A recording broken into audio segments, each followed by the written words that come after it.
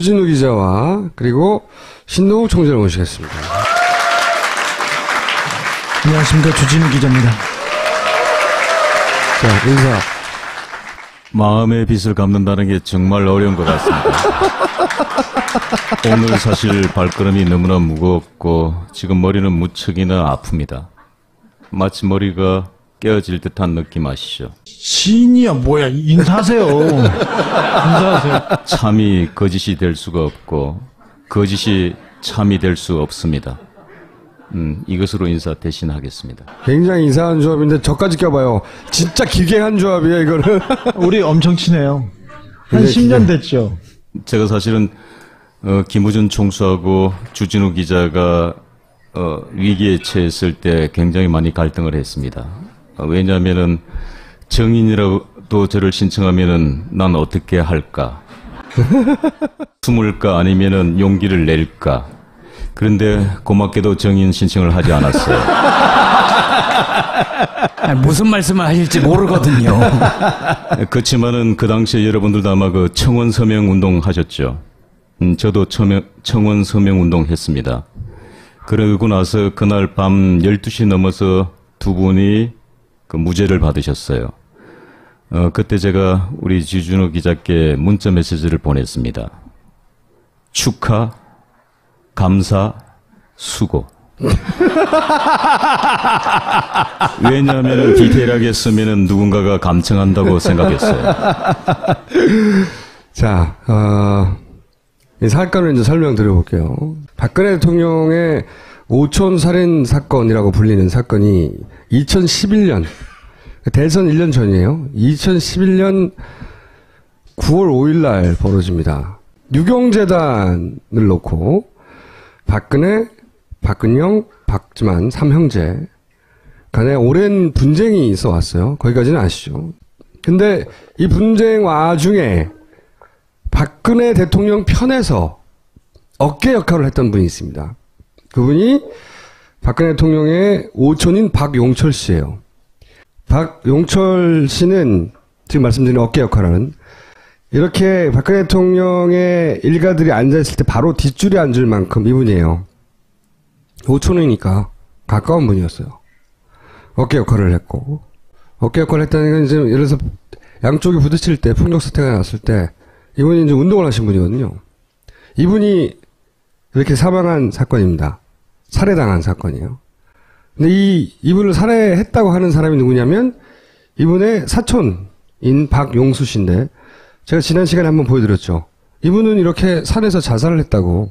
간단하게 요약하면 둘이 술 마시다가 돈 문제 때문에 동생 박용수 씨가 사촌형 박용철을 칼로 찌르고 망치로 때리고 해서 난자해서 살해하고 본인은 새벽에 야밤에 사실은 불도 없는 산을 2시간을 타서 거기서 목을 메고 이런 식으로 수건을 덮고 자살한 사건이라고 경찰에 결론 낸 사건이요. 근데 이게 너무 이상한 거예요, 사건이.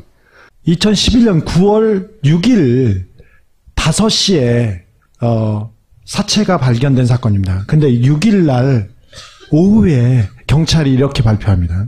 경찰은 목을 맨 박 씨에게서 흉기가 발견된 점과 CCTV 등을 미뤄볼 때 자살로 추정되는 박 씨가 피살된 박 씨를 흉기로 찔러 살해한 뒤 스스로 목숨을 끊은 것으로 보고 수사를 벌이고 있다. 사실상의 수사 결과 발표를 사체를 찾은 지 몇 시간 만에 냅니다. 의문점이 있습니다. 살해를 했다고 한 박용수 씨입니다. 살해를 한 사람입니다. 그분은 전과가 없으면 167에 73kg입니다. 저기 누워 있었던 아까 박용철 씨는 176에 105kg 유도 선수 출신의 거구입니다. 근데 그분을 혼자서 제압하고 차 밖으로 이렇게 옮겼는데 그 거구를 끈 흔적도 없고 옮긴 흔적도 없습니다. 피가 났으면 끌고 나왔을 거예요. 네, 그냥 그런 흔적이 없어요. 가뿐히 들어서 거기다 놨습니다. 자살한 박용수 씨의 위에서 녹지 않은 알약 하나가 발견됐는데요. 정장제, 이른바 설사약입니다. 자살하기 30분 전으로 추정되는데, 의학적으로. 그러니까 자살하기 30분 전에 설사약을 복용했습니다. 자살을 하러 가는 거리가 2시간 정도 거리는 거리이고, 암벽 등반이 필요한 거리입니다. 야밤에. 그리고 유서가 발견됐습니다. 유서에, 저도 살인사건 취재를 많이 해봤지만 가장 이상한 유서입니다. 화장해서 바다에 뿌려주세요. 절대 땅에 묻지 마세요. 유서대로 절대 땅에 묻지 않고 바로 화장했습니다. 이 필적에 대해서 국과수에 검증을 했는데, 이게 박용수 씨가 직접 썼는지 안 썼는지 판별할 수 없었습니다. 혈흔이 나온 칼에서, 그리고 망치에서, 망치는 없었고요. 칼, 망치, 모든 그런 도구에서 박용수 씨의 지문은 하나도 발견되지 않았습니다. DNA도 마찬가지입니다. 그러니까 이게 이상한 거예요. 보통 자기가 자살을 할 거면 사용하고 나서 지문을 지울 리가 없잖아요. 곧 자살할 사람인데. 자, 그리고 아까 목을 맨 박용수 씨가 수건을 위에다 걸치고 있었지 않습니까? 이거 이상하지 않습니까? 이거 이상하다. 그렇게 물어봤더니 재판에 나온 경찰은 이렇게 얘기합니다. 죽으러 가는 중에 땀을 닦았을 수도 있다. 자, 그리고 박용수 씨의 등에서 시반, 그러니까 죽었을 때 피가 어떻게 고입니다. 시반이라고 해서, 그러니까 목을 맨 사람한테는 피가 아래쪽으로 쏠리게 돼 있었습니다. 근데 박용수 씨는 시반이 등에 형성됐습니다. 그러니까 즉 목을 맨 박용수 씨가 상당 기간 죽은 뒤 누워 있다가 목을 맸다는 이런 의학적인 가설도 가능합니다. 칼질, 망치질이 전문가가 하는 것이다. 네. V자, X자, 난자를 했습니다. 박용수 씨는 전과도 없고요. 사람은 하나 때릴 수도 없는 아주 호리호리한 몸이었습니다. 그리고 친척들은 둘 사이에 굉장히 절친하다고 했었어요. 박용수 씨와 박용철 씨가 술을 먹었다고 하는 1차 술자리 장소 스텝바는 없는 술집이었습니다. 존재하지 않았습니다. 우리가 몇 년치를 찾았는데 없어요. 스테파라는 데는. 대리기사의 신고를 받고 출동한 경찰에 의해서 발견됐다. 이렇게 발표를 했는데 경찰에는 대리기사의 신고를 받고 출동한 흔적이 없었습니다. 대리기사의 신고는 없었습니다. 그리고 언론에 경찰이 CCTV를 분석해서 지금 수사에 나섰다고 했는데, 경찰에는 CCTV 기록이 하나도 없었습니다. 그리고 경찰 발표로는 둘 사이에 돈 문제가 발생해서 다투다가 죽였다고 그렇게 발표됐거든요. 두 사람과에는 금전 거래가 한 푼도 없었습니다. 박영수 하나만 보내지 박영수도 같이 보냈냐? 뭐 궁금해할 수 있잖아요. 충분히. 그러니까 이게 논리적 점프가 아니냐? 그렇지 않죠. 전혀. 네. 왜냐하면 우리도 몰랐어요. 이 둘이 한 묶음으로 움직입니다. 나중에 알게 된 사실입니다. 친한 사람들이었어요. 제일 친한. 집안 사람들 중에 가장 친한 사람이고, 흉금을 틀어놓고 또 서운한 게 아니라 이 사람의 문제가 있으면 서로 해결해주는 그런 사이 있지 않습니까? 집안에서. 그러니까 한쪽은 몸을 쓰고 한쪽은 머리를 쓰는 사람이었던 네. 거예요. 그래서 둘이 아주 죽이 잘 맞는, 친척들도 그래요. 너무 친했기 때문에 둘이 죽일 일이 없다고. 가족들도 다 그 얘기합니다. 네. 근데 어쨌든 경찰은 둘이 사이가 나빠서 돈 때문에 죽였다고 발표됐고, 누구도 그거를, 가족들도 나서서 반론하지 않아요. 네. 부인, 동생 다 모여서 얘기하는 말이 두 분은 사이가 좋으셨어요. 얘기하고. 그런데 그 자리에 같이 있었던 황모 씨라는 사람을 알게 됐어요. 황모 씨는 살해된 박용철 씨의 오른팔이었고요. 아버지는 조직폭력배 출신이었고요. 네. 그분은 짱구파의 보스였습니다. 웃기지만 하여튼 짱구파의 보스였어요. 그 어깨죠, 그분도. 그래서 우리가 이 사람을 만나서 우리가 증인을 채택해야지 하고 열심히 찾았더니 통수처가 있었단 말이야. 증인 신청을 우리가 했어요, 법원에다가. 우리 어딘지 모르겠으니까 이 사람 찾아달라고 결국. 했더니 이분은 나중에 보니까 사망했어요. 사망. 이분이 우리는 죽은 줄 몰랐어요. 그때는. 몰랐는데 나중에 재판 과정에서 증인으로 신청하고 나서 알았어요. 이 사람은 죽었구나. 이 사건 관련해서 주요한 증인이 될 만한 사람들은 대부분 죽었어요. 이 살인사건에 발단이 된 사건이 있어요. 발단이 된 사건이 바로 신동욱 씨입니다. 발당이 된 사건. 여기서부터 등장하시는데. 유경재단이라고 아시죠? 유경재단은 박근영 씨가 이사장으로 있었습니다. 그 전에는 박근혜 씨가 있었는데 그 이후에 박근영 씨하고 박지만 씨하고 유경재단에서 살고 있었죠. 옹기종기. 그러다 박지만 씨가 갑자기 박근혜 씨한테 넘어갑니다. 그리고는 유경재단을 뺏기 위해서 격렬한 싸움이 시작돼요. 조폭을 동원한 격렬한 싸움이 시작되죠. 시작됐습니다. 2007년도에 격렬하게 싸우던 와중에 그 폭풍 같은 때에 잠깐만 거기서부터 본인이 직접 얘기를 들어보자고요. 그 죽은 조카로부터 2007년 6월경에 전화를 한 통 받습니다. 그 전화 내용은 박근혜 캠프에서 중국의 재경부 장관을 만나러 가는데 이제 우리는 가족이 됐으니까 우리를 도와야 되지 않느냐라고 했습니다. 그래서 당연히 가겠다고 얘기를 했죠. 하지만 장소가 어디냐고 물었습니다. 그런데 청도라고 얘기했습니다. 좀 가서 무슨 일을 겪으셨어요? 청도로 갔는데 비행기는 위하이로 가고 있었습니다. 그리고 내린 데가 위하이 공항에 내렸습니다.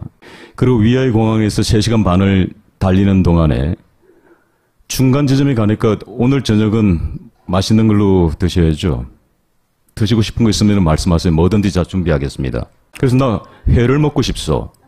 그 간 곳이 청도시 위청구에 있는 부산 횟집입니다. 그런데 그 중국의 대리석 사장이라는 사람이 등장을 했는데 아주 낡은 자경을 타고 나왔는데 머리는 깍두기. 전형적인 그 살기가 어려지는 그 조폭. 그 사마페라고 중국에 조폭이 있었는데 그 중국 현지 조폭들이 웨이하이에서 청도까지 에스코트를 했고요. 저녁과 술자리에 그 사람들이 동행했었습니다. 술을 마시는데 갑자기 전화를 한국에 했습니다. 조카가. 그러면서 얘기가 회장님 박 부장입니다. 아니 저 사람이 박 사장 아닌가? 내 조카가 박 부장이라고 얘기를 했어요. 청도에 막 도착했습니다. 그리고는 전화를 그 사마페 두목 네. 그분에게 전화를 준 거예요. 그렇다면 그 회장은 중국말을 할 수 아는 사람입니다. 난 무슨 말인지 들을 길이 없지요. 근데 아마 그게 빨리 이렇게 작업을 하라고 뭐 이런 것 같아 내 감으로는. 두 번째 술집을 갑니다. 술집을. 회를 먹고 그 다음에 그 가라오케 같은 룸사롱 같은 술집으로 갑니다. 근데 우리가 오픈된 공간이었고 룸은 아니었습니다. 그런데 술을 가져온 이 사람은 맥주를 박스로 가지고 오는 거예요. 계속 돌아가면서 건빠이 이러니까 계속 마실 수밖에 없었어요. 왜냐면 그 옆에 조직 폭력 보스의 또 똘마니들이 쫙 깔려 있으니까 이거 안 마실 수가 없단 말이죠. 그런데 제가 유심히 관찰을 하고 있는데 놀라운 사실 하나가 갑자기 테이블을 보니까 옆에 있던 아가씨들부터 시작해가지고 500ml 페트병 있죠. 우리 저기 생수병. 그 병에다가 양쪽에 구멍을 뚫어가지고 이렇게 스트로브가 이렇게 양쪽에 이렇게 꽂혀 있어요. 그 안에서 연기가 이렇게 하얀 연기가 막 피어올라요. 그런데 그 술집 여성도 그렇고 주변에 있는 사람들이 그거를 흡입하기 시작하는 거예요. 그런데 순간적으로 이거 마약 아니야? 생각했죠. 마치 우리 그 저기 영화 속에서 봤던. 그리고 옆으로 시선을 돌렸는데 그 옆에 그 사마페 오야봉이 있었어요. 제 옆에. 근데 이 사람은 은박지에다가 소금, 굵은 소금 있죠? 굵은 소금. 굵은 소금 같은 거를 이렇게 올려놓고 라이터를 있죠? 우리 저기 일회용 라이터를 가지고 이렇게 이걸 불로 이렇게 이렇게 가열을 해요. 그러면서 코킹을 하더라고요. 이렇게. 함정이다. 이건 마약이야. 여기서 내가 정신을 차리지 않으면 난 여기서 또 당하겠어. 그러니까 정신을 바짝 차렸죠. 그런데 정신을 잃어버렸어요. 거기까지 그리고 정신을 잃어버렸어요. 그리고 호텔에 들어가는데 거기 술집에서 동석했던 아가씨들이 차량에 타고 있었습니다. 그리고 각자 방으로 들어갔죠. 자, 그러면 함정이라고 난 판단했잖아요. 그래서 그 아가씨 보고 저는 난 잠을 자야 되겠다. 그러고 있는 찰나에 갑자기 노크 소리가 똑똑 들려요. 중국 공안들이었습니다. 마약 단속하러 온 거예요. 일단 첫 번째는 마약하고 여자 성매매였어요. 매춘하고. 근데 그 아가씨도 데리고 나가버린 거예요. 그 나간 걸 내가 보고 갑자기 걱정되잖아요. 이제 내 일행들이. 그래서 조카 방에 문을 노크를 하고 들어간 겁니다. 호텔에 분명히 방에 들어간 걸 나는 확인했고, 그러면은 당연히 이불이 틀어져 있거나 수건이 틀어져 있거나 뭐 이렇게 돼야 되는데, 이곳에서는 사람이 들어온 흔적이 없었던 겁니다. 그리고 날이 밝았습니다. 제 스스로 걸어서 어딜 갔겠어요? 제 스스로 걸어서 파출소를 찾아갑니다. 파출소에서 가니까 그 아가씨가 있는 거예요. 내 방에 들어왔던. 조사를 했겠죠. 그러니까 아무 일 없었잖아요. 그리고 나서 이 사람들이 마약을 했는데 뭘 가져왔냐면은 검정색 비닐봉지에다가 술집에서 있던 스토로브에 꽂은 이 페트병이 있죠. 이거를 들고 와가지고 보여주는 거예요. 그러니까 나는 하지 않았다고 얘기한 거죠. 그러니까 나는 무혐의로 풀려났어요. 그리고 다시 호텔로 보내준 겁니다. 근데 호텔에 들어갔는데 갑자기 구토가 심하게 올라오기 시작하는 거예요. 이게 한국에서도 제가 그렇게 오바이트를 해본 적은 없습니다. 그러니까 너무 힘이 들고, 그런데 나의 일행들이 없으니까 중국 업체 명함을 하나 받았잖아요. 대리석 회사. 대리석 회장. 그럼 매니저 보고 이 사람하고 통화를 해달라고. 근데 매니저가 하는 얘기가 전화번호가 없다는 거예요. 그런데 잠시 후 그 남자 매니저를 또 불러요. 근데 그 사람이 날 때리는 겁니다. 그러니까 아무 이유 없이. 예. 이제 나 혼자 있고 오바이트를 몸은 많이 지치는데 이 사람이 와서 때리는 거예요. 호텔에서 일하는 사람 두 남자가 와가지고 팔을 부축을 하는데, 이게 우리 호텔 서비스라는 게 최상의 서비스잖아요. 근데 이 사람들이 나를 거의 짐짝 취급하듯이, 얘들도 공작은? 뭐 이런 거죠, 느낌이. 그러면서 내가 마지막 한 번 더 테스트를 해야 됐다고 생각했습니다. 그 방이 어디냐고. 내 방은 오른쪽이죠. 그래서 일부러 왼쪽 방을 얘기한 겁니다. 여기가 내가 묵었던 방이야. 그 방은 조카 방이죠. 그러니까 그 방에다 넣어준 겁니다. 결론은 탈출이다.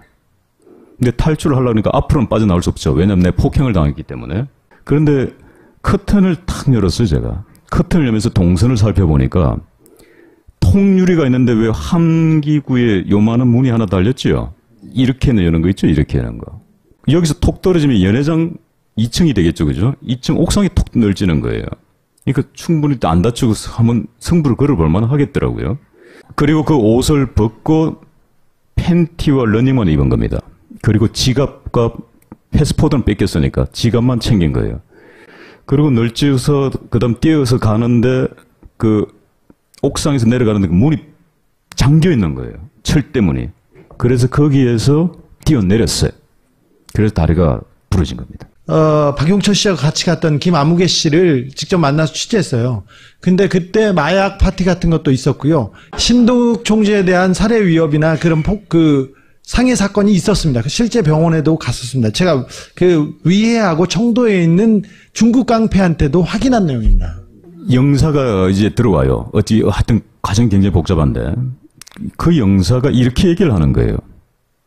이봐, 신동욱 씨 어디 있어? 아, 말이야, 당신. 한국 사람 망신 다 시키고 말이야. 당신 마약 먹었지? 이렇게 얘기를 해요. 연기가 되는 분. 그래, 난 당신을 믿을 수가 없어. 넌 가짜야. 너들 그들과 한 패지라고 합니다. 아니, 전 영사입니다. 그러면 신분증을 보여다오. 신분증 없습니다. 명함 있습니다. 그 명함을 줍니다. 중국에서 가짜가 판치는 나라에서 이 명함을 믿으라고. 난 믿을 수가 없어. 다른 것도 없어? 이러니까 패스포드가 있다는 거예요. 여권. 그러니까 내 여권하고 당신 여권을 비교하자. 한국 사람이니까. 두 개 맞춰가지고 같으면 인정해주마. 그런데 김 영사의 여권은 왜 우리 복사하면은 왜 이렇게 까만 거 있는 게 묻죠? 복사한 느낌. 그렇게 되는 겁니다. 유경재단의 분쟁 중에 박근영 씨 편에서 싸우는 박근영 씨의 남편을 제거하면 이 분쟁을 간단히 이길 수 있는 거잖아요. 박근영 씨 혼자 뭘 할 수가 없으니까. 그래서 제거하려고 했는데 그 방식이 처음에는 아마 마약을 통해서 중국에서 붙잡히고 거기서 10년을 살든 20년을 살든 그렇게 만들려고 했던 것 같아요. 근데 이게 실패했고 눈치를 채서. 그리고 이제 그 다음에 호텔에 있는 한패였겠죠 아마? 두드려 펴서 방에 가둔 것이고, 근데 도망 나온 거죠. 옷을 벗고 도망 나와서 잠깐 얘기도 했지만 가짜 영사든 진짜 영사든 어쨌든 우여곡절 끝에 한국에 돌아옵니다. 간신히 돌아온 다음부터 이제 유경재단은 최태민 씨 일가가 조종하고 있고, 그리고 나를 해코지해서 죽이려고 했고, 이런 글을 막 쓰기 시작해요. 인터넷에. 신동욱 씨가 마약을 하지 않았다라고 하는 서류도 받고, 본인은 자기 방어를 위해서 열심히 노력하는데 일단 믿어주지는 않으니까. 제가 갑자기 생각이 났는데 우리 조카가 난 억울한 죽음을 당했다고 믿는 사람입니다. 박용철 씨요. 그러니까 저는 탑골공원에서 막걸리를 지금 거의 10년 차 마시고 있으니까, 고모부 오늘도 탑골공원 가시죠? 그런데요, 화장실 다녀오시면은 막걸리가 따진 막걸리는 반드시 버리셔야 됩니다. 아니 그 피 같은 막걸리를 왜 버려? 얘들이 자급한단 말이에요. 거기다가 약 타시면 꼼짝없이 다 하는 거예요. 왜냐면은 상대가 자수를 하러 간답니다. 나 마약했습니다. 자수하러 왔습니다. 아니 그럼 당신이 혼자 했어요? 아니요. 저 신동욱 총재가 함께 했어요. 어디서요? 막걸리집에서요. 그러면 경찰이 저를 체포할 수 있는 권한이 생겨집니다. 그러고 나서 체포해서 소변검사, 모발검사 해서 마약 나오면 전 마약공부 똑 떨어지는 거예요. 이렇게 얘기를 합니다. 중국에서 마약한 사람이 되고, 그 다음에 허위사실을 유포한 사람이 돼서 기본적으로 갇힙니다. 같이 재판을 받아요. 재판을 받는데 박근혜 대통령 편에 서 있던 증인들이 막 나옵니다. 그중에 당연히 같이 갔던 박영철 씨도 등장하는 거죠. 사망한 박영철 씨가 저쪽 편의 증인으로 나와요. 그리고 이춘상 씨라고, 사실은 문고리 4인방으로 불렀고 마청 역할을 했던 이춘상 씨도 나와요. 이분도 사망했어요. 주요 증인 2명이 죽었어요.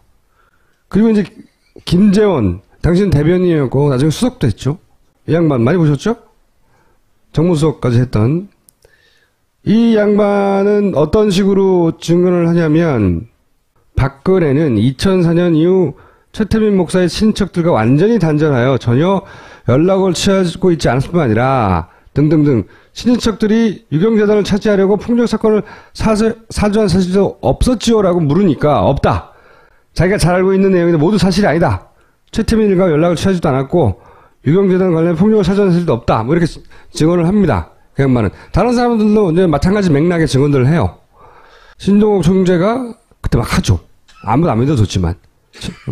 최태민 일가가 유경재단을 다 차지하고 있고, 그리고 유경재단과 관련된 폭력행위들은 그들이 사주하고 있다. 박용철의 증언은 뭐였습니까? 같이 가기는 갔다? 박용철은 같이 가기는 했는데 처음에는 신동욱 총재를 계속 비난하고 비난하고 거짓말을 한다고 했었죠. 그러다가 변심을 합니다. 변심. 그때는 왜 변심을 했는지 잘 모르지만 변심을 조금씩 해요. 죽이려고 중국에 데려간 거라고 하는 그 증거가 되는 녹취록이 있다고 얘기를 하기 시작해요.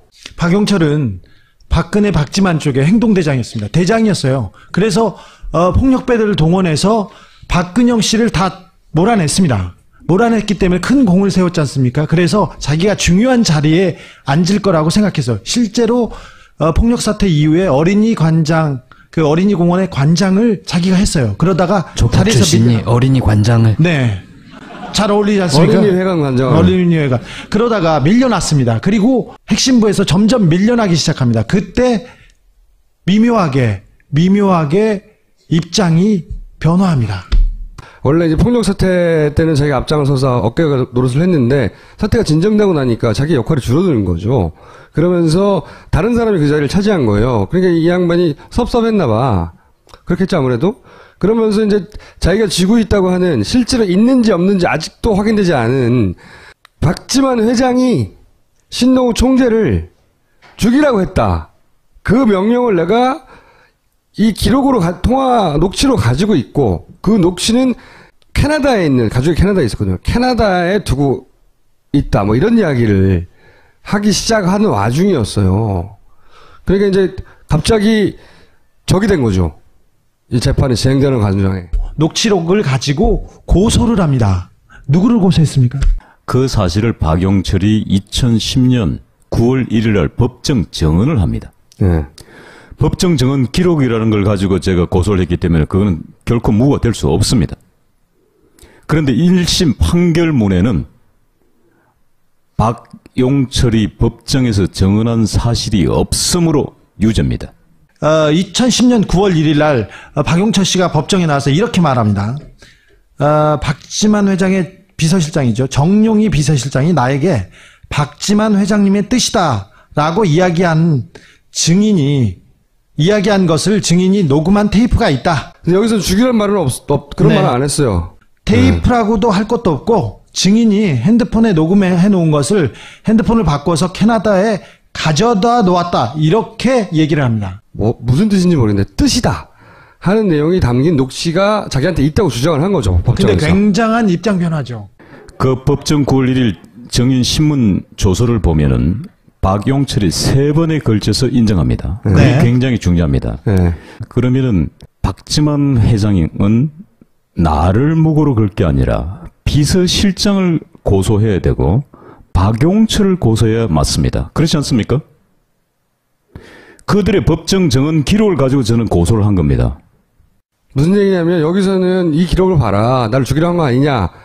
근데 죽이라고 자기가 한 적이 없는데 만약에 박용철 씨나 다른 사람이 그런 주장을 하면 박지만 씨는 박용철 씨를 고소해야 되는 거야. 자기는 그런 명령을 한 적이 없다고 이 얘기를 하신 거고. 자, 이 재판은 엄청난 양의 분량의 증언들이 모았기 때문에 요약하면 어쨌든 중요한 것은 입장이 변한 거예요. 박용철 씨의 입장이 변했고, 박용철 씨는 나중에 취재를 통해서 우리가 알게 된 몇 가지 사실이 있긴 하지만, 여하간 아마도 그 변화된 입장을 가지고 저쪽에서 무슨 대가를 받으려고 했겠죠. 그런 압박을 하려고 했겠죠. 그런 일이 진행되는 와중에 죽은 거예요. 박용철 행동대장의 입장 변화가 있으니까 이런 행동 변화가 있으니까 중요한 사람이지 않습니까? 그래서 증인으로 신청을 합니다. 변호사를 통해서 2011년 9월에 증인으로 한 번 다시 박용철을 요청합니다. 조성래 변호사가. 신동욱 총재 변호사가 이거 다시 들어봐야 되겠다라고 신청을 하고 거기 법정에 나오기 직전에 죽어요. 이 사건이 벌어지는 거예요. 9월 27일 날 재판에 나오기로 했었습니다. 박용철 씨는. 근데 9월 6일 날 새벽에 살해당했습니다. 박용철 씨는 항상 자기가 당할 수 있다고 생각했어요. 그분은 주니어 그 유도 대표까지 한 그 거구인 사람이고 조폭 보스 같은 사람이에요. 근데도 신변의 위협을 느껴서 재판에 나올 때조차 4명의 보디가드를 데리고 왔습니다. 그런데도 당하셨어요. 이상한 건 이상한 거라고 주장한 거 가지고 이제 우리가 감옥에 갈 뻔한 것이고, 저랑 주진호가 저희가 이상하다고 주장해서 재판을 받고 사전 구속영장이 청구돼서 수갑을 차고 유치장에 끌려갔었죠. 그리고 이제 이상하다고 한 이유로. 그런데 이 빈 구성을 메꾸는 스토리가 저랑 주진우가 두바이 가서 들은 이야기입니다. 그리고 나서 이렇게 된 거구나 하고 이제 아기는 다 맞았어요. 아기는 다 맞았는데 오늘은 그 얘기를 하려고 하는 건 아니고요. 언젠가 할 수 있겠죠. 오늘은 어떤 얘기를 하려고 하냐면 여기 보시면 최태민 목사가 유경재단을 차지하고 돈을 뺏고 관리하고, 그러니까 최태민 일가는 박근혜 대통령의 돈을 관리했다. 이거는 너무나 많이 반복돼서 이제 보도됐잖아요. 그러면 그때 그런 일을 해결하기 위해서 동원된, 예를 들어서 신동욱 씨를 어깨를 동원해서 어떻게 해버린다든가, 또는 거기 깡패와 한센인이라고 우리가 흔히 부르는 그런 사람들이 동원된 처참한 폭력들이 많이 있었거든요. 가족 간에. 네. 그런데 이 폭력은 누가 그러면 관리하고 동원하고 사주하고 한 건가? 예를 들어서 이제 아까 얘기한 이 김재원 정무수석은 이렇게 최태민 일가하고 아무 상관없다고 했고, 신동욱 총재 재판에 저분은 매일 방청석에 와 있었어요. 집사처럼. 이렇게 얘기를 해요. 나중에는 이게 지금 최근의 기사예요. 최근의 기사에 다시 등장하기 시작한 거죠. 오촌 사건 때 이 사람 위증한 거 아니냐고. 왜냐면 앞에 주의한 두 사람은 죽었어요. 이 사람 여권에서 김 전 수석이 박 대통령 주위 인적 관계를 잘 알고 있기 때문에 가장 잘 아는 사람이지 모르는 사람이 아니라고 이제 말하는데도 본인은 몰랐다고 계속 합니다. 몰랐다고 하는데, 자, 이제 폭력에 대해서 얘기를 해볼게요.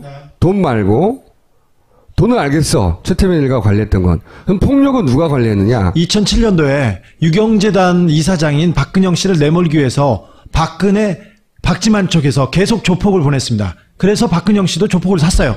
그래서 조폭끼리 계속 싸우다가 이 싸움이 정리됩니다. 계속 조폭 대 조폭으로 싸우다가 이 싸움을 정리한 게 결국은 이 박근영 당시 이사장을 그때 동원된 한센인이 목사를 자꾸 끌어냅니다.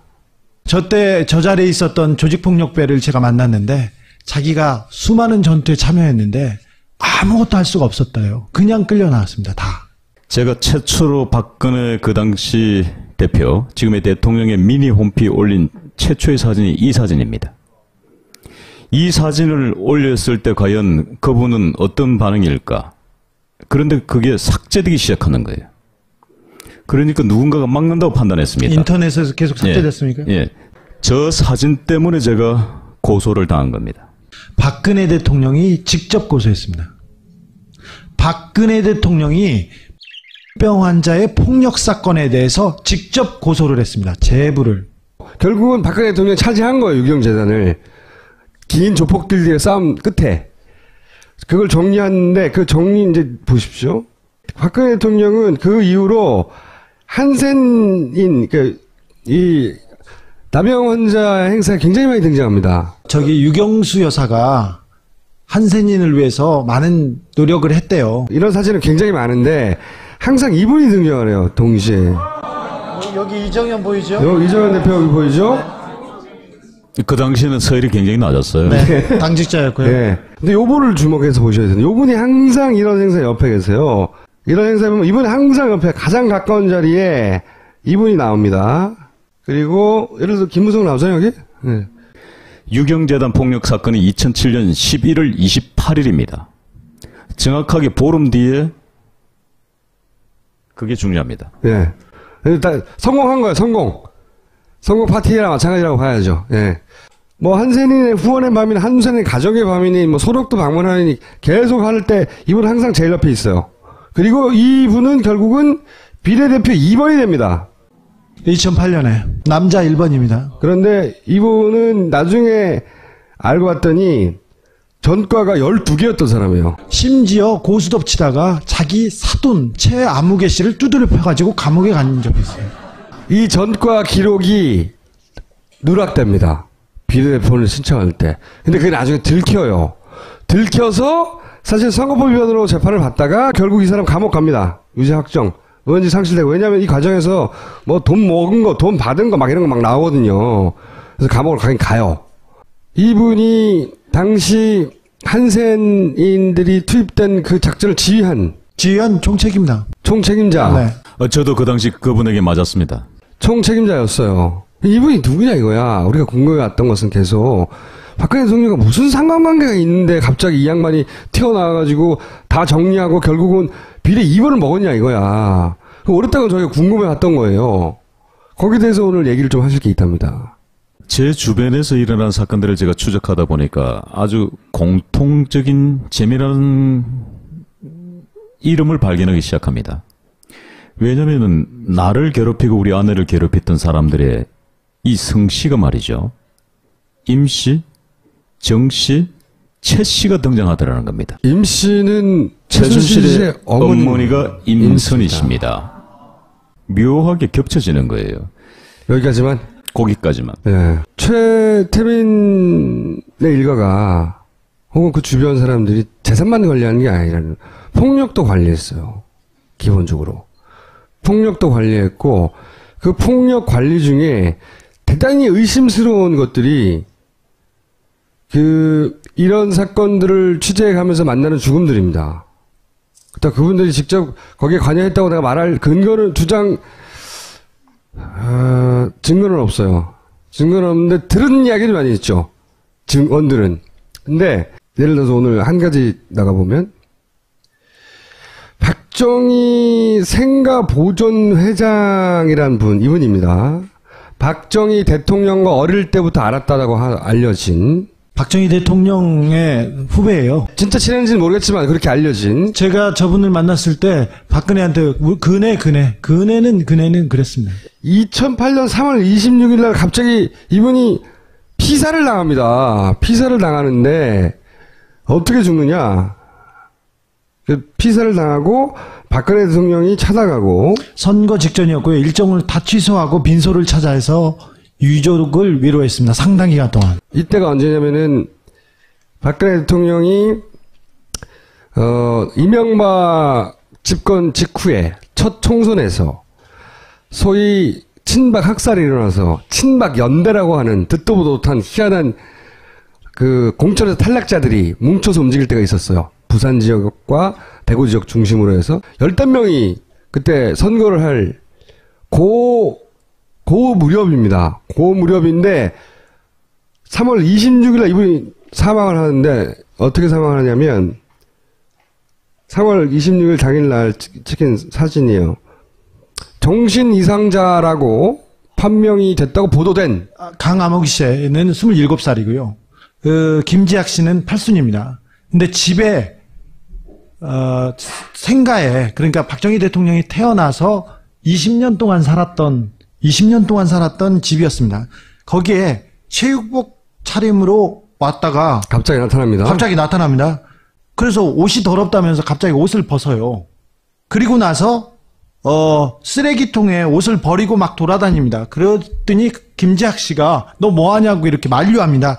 그랬더니 마구 때리고 옷을 벗은 옷으로 몸을 결박한 후에 호미로 찍어 죽입니다. 그리고 바로 잡힙니다. 골 때리는 사건이거든요. 무슨 이런 엽기적인 사건이 다 있냐 하고 크게 화제가 되는데, 이날이 언제냐, 죽은 날이 당시 총선 공식 선거일 하루 전날이야. 하루 전날. 총선 하루 전은 아니죠. 공식 선거. 아니, 선거운동 시작한 하루 전이에요. 그래서 선거운동 시작을 이걸로 합니다.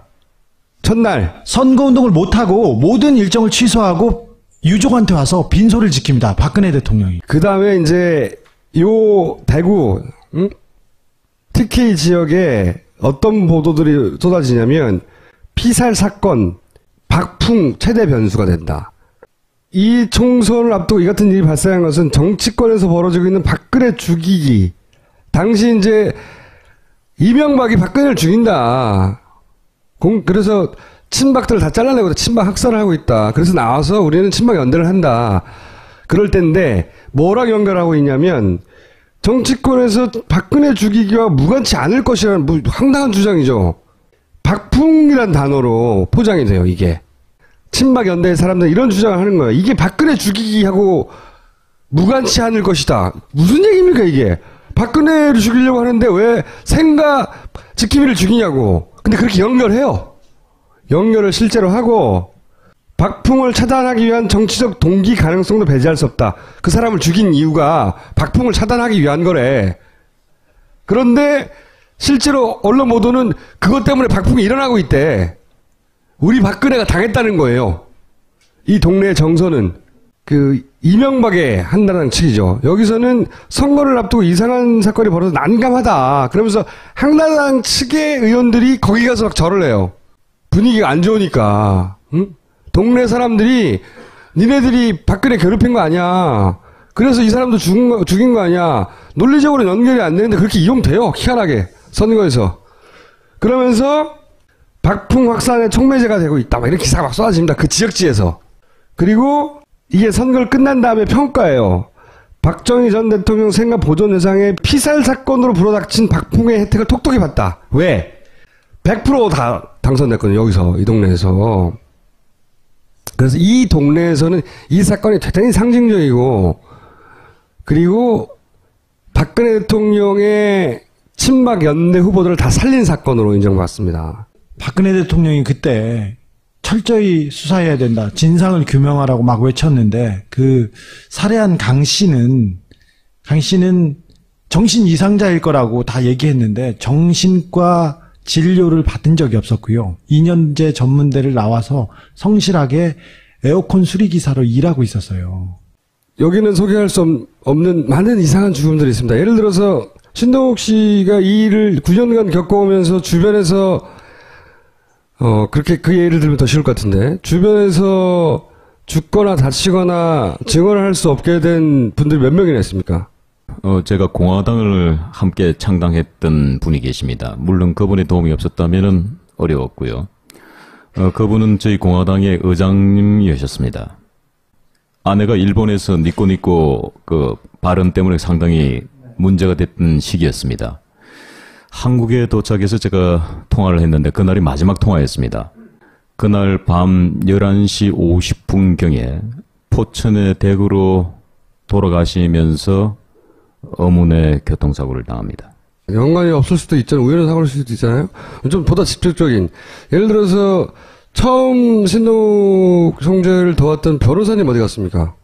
사실은 이 사건이 굉장히 또 중요한 게 첫 번째 우리 변론을 맡던 변호사님인데 그 변호사께서 제가 영장 실질 심사를 받지요. 그때 받을 때 본인의 변호사직을 걸고 본인의 진실을 얘기하겠다고 얘기를 합니다. 그런데 그 얘기가 뭐냐면 박근혜 2007년 6월경에 박근혜 캠프에서 안봉근, 이재만, 이춘상, 정호성 이렇게 나에 대해서 어떻게 처리를 할 건가에 대한 많은 이야기들이 오고 갔다는 것에 대한 증언입니다. 그거보다 조금 더 강한 어조의 사실은 발언을 했습니다. 그리고 제 변론을 맡으면서 끊임없이 살해 협박까지는 아니지만 협박에 시달렸어요. 근데 대체 어떤 협박입니까, 변호사님? 예를 들자면 이런 거예요. 전화가 이제 온다는 겁니다. 그래서 변호사님 댁이 잠실 주공아파트 몇 동 몇 호죠? 하고 전화를 탁 끊는다는 거예요.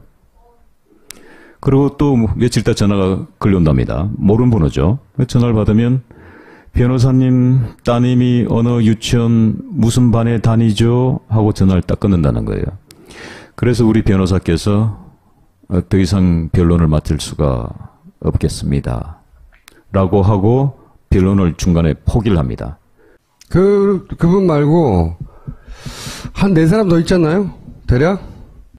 저에게 녹취를 하나 당합니다. 아까 그 기록이 나와 있더만 그냥 지나갔는데 그 기록이 뭐냐면은 2007년 11월 28일 날 유경재단 그 사건에 최태민 아들과 손자가 개입했다는 녹취록입니다.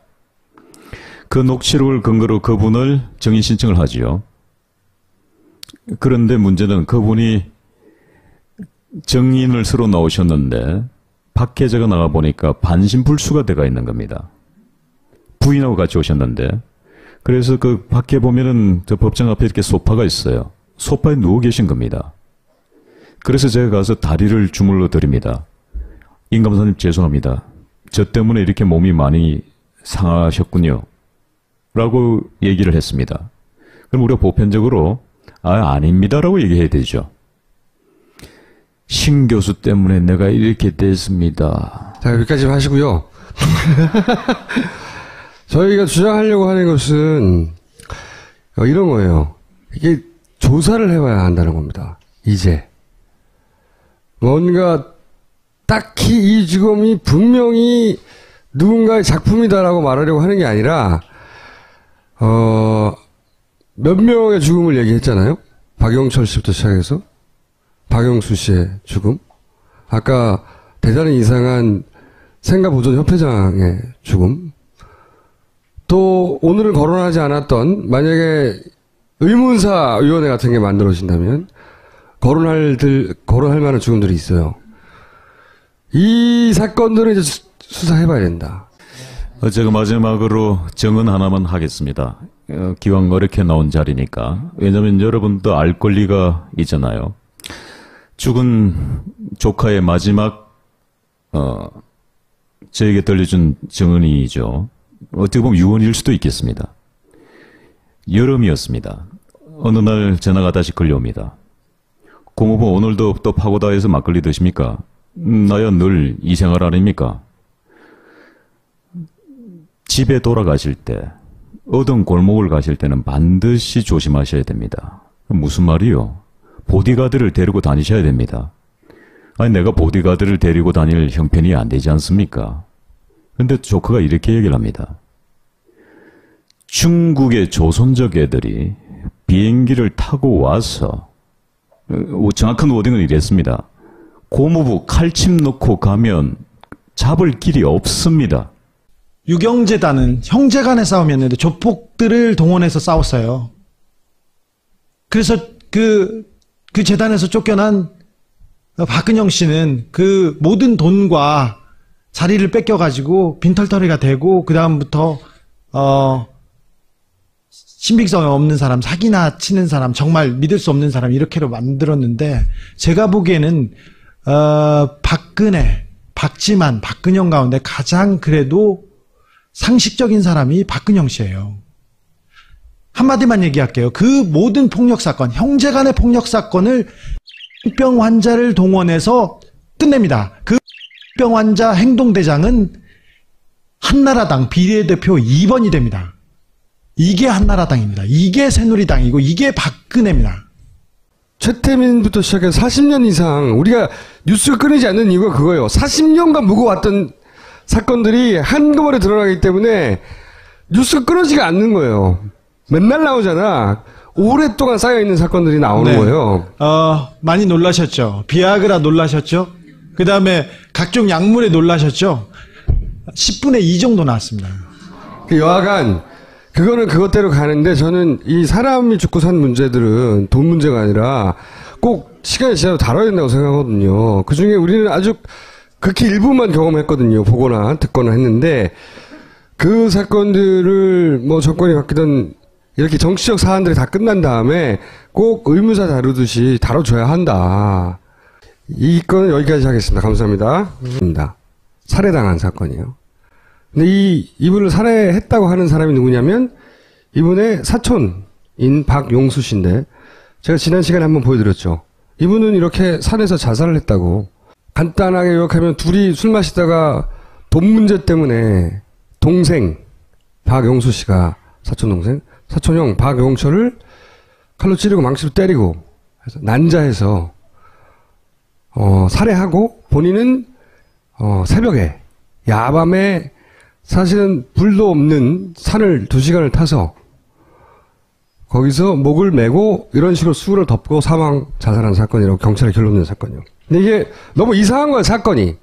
2011년 9월 6일 5시에 사체가 발견된 사건입니다. 근데 6일 날 오후에 경찰이 이렇게 를 신청하면은 난 어떻게 할까? 숨을까 아니면은 용기를 낼까? 그런데 고맙게도 정인 신청을 하지 않았어요. 무슨 말씀을 하실지 모르거든요. 그렇지만은 그 당시에 여러분들도 아마 그 청원 서명 운동 하셨죠. 저도 청원 서명 운동 했습니다. 그러고 나서 그날 밤 12시 넘어서 두 분이 그 무죄를 받으셨어요. 그때 제가 우리 주진우 기자께 문자 메시지를 보냈습니다. 축하, 감사, 수고. 왜냐하면 디테일하게 쓰면은 누군가가 감청한다고 생각했어요.